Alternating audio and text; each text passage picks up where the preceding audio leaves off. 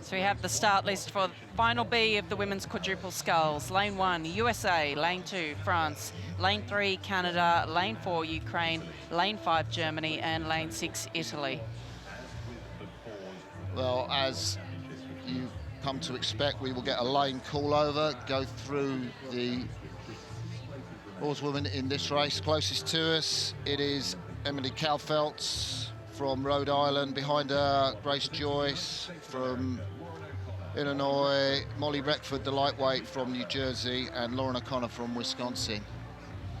So here are the 4 French women. Audrey Fertre up in the bows. In front of her, Hélène Lefebvre, Violaine Aeronauts, and Janine Roche from the Marseille club, the 20-year-old, the youngest in the boat.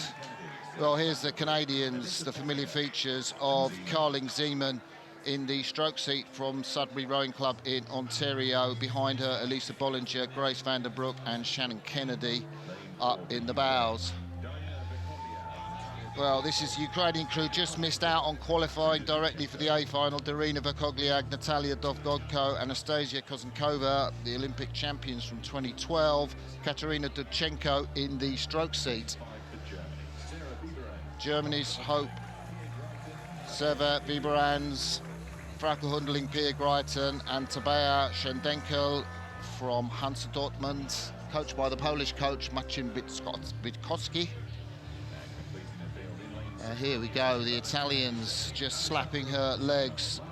Stefanio Gobbi, member of the Carabinieri Club, Lara Mariano, likewise Alessandro Montesano from the Fiamme Gialli, and Valentina Asepi in that quad that finished 4th in Tokyo from the Agnelli Club in Rome. Well, we're taking a look at this German quad. They finished up 6th in Lucerne, so disappointed not to be in the A final. The Ukrainian crew beside them, super experienced. They were 5th in Lucerne. But this is the race for 7th place, as all 4 quads get very smoothly away. Really nothing to call across the field there.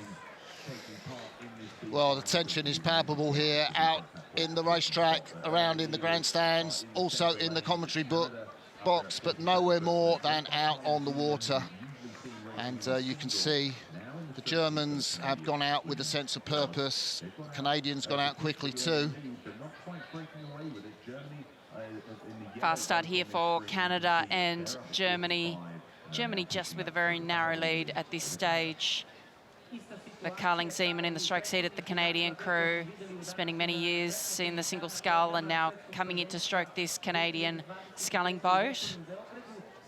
They'll be looking for that all-important 7th qualifying position. And it's interesting, Ukraine generally are at the front of the field, 500 gone. They usually have a fast first part of the race and then get rowed through by the field. I wonder if they've got different tactics. Yeah, well, maybe they're thinking, or maybe these other crews are thinking, we've got to get out, it's a sprint, get your bow in front. But actually, it is 2,000 metres. We've seen a lot of crews being rowed down, the early leaders often not being the leaders when we come to the last 500. So in some ways, that Ukrainian boat, maybe if they've settled into a pace that feels sustainable, they're at 37 strokes a minute, slightly lower rating than the field around them.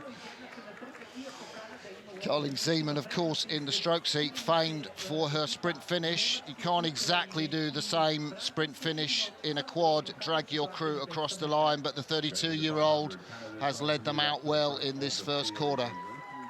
Well, they look calm, they look quiet, as you look on the face there of Carling Zeeman in the stroke seat of that Canadian quad.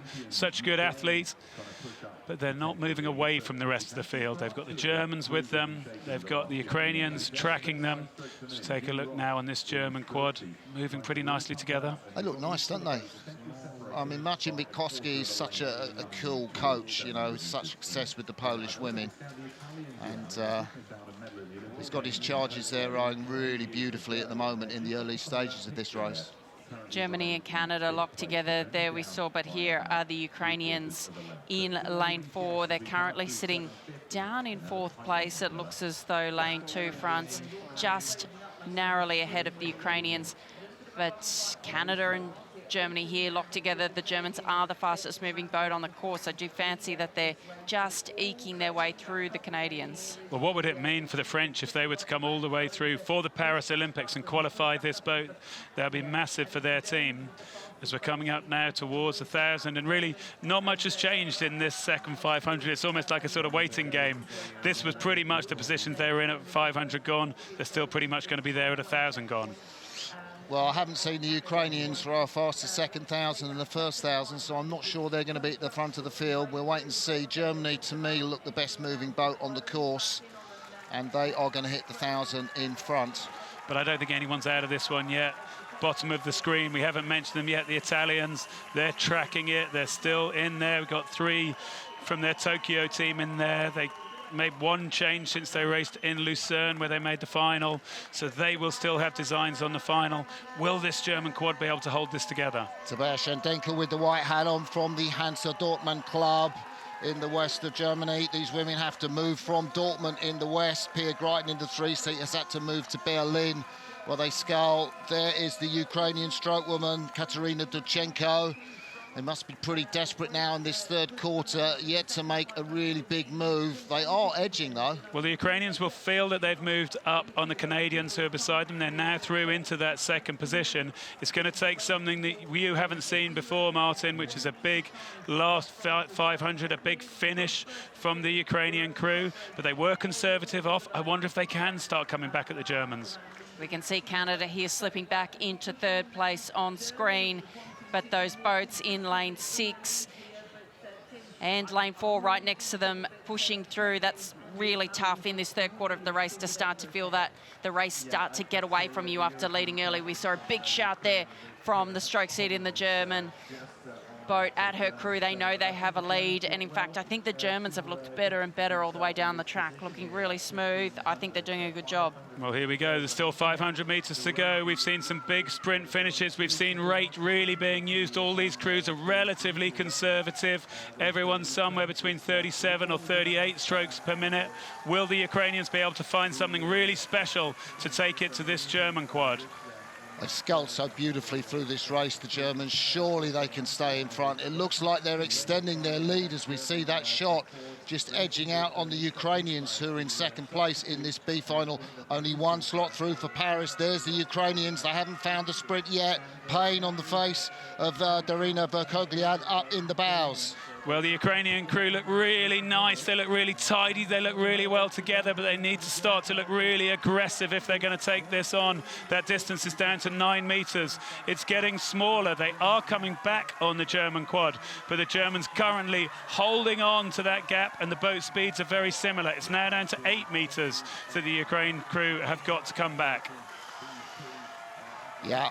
It's all getting much more tight to the end of the field, but that beautiful style honed into this German crew by Maciej Wysoski paying off at the moment. Ukraine just coming back, the Italians moving back.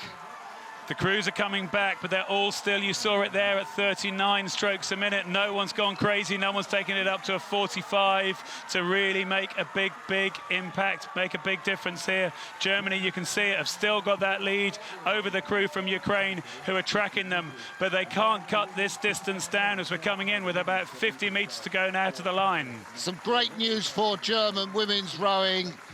Wibinets, Hunderling, Greiten and Schendenkel grab a Paris qualification slot. That's massive. The Ukrainians miss out in second place.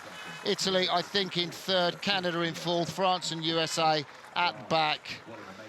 But I think the way they sculled in that race, they really deserve that win. Yeah, I thought they, like I said, in the race just looked better and better all the way down the track. The Canadians came out pretty hard and fast but weren't able to hold that early race lead.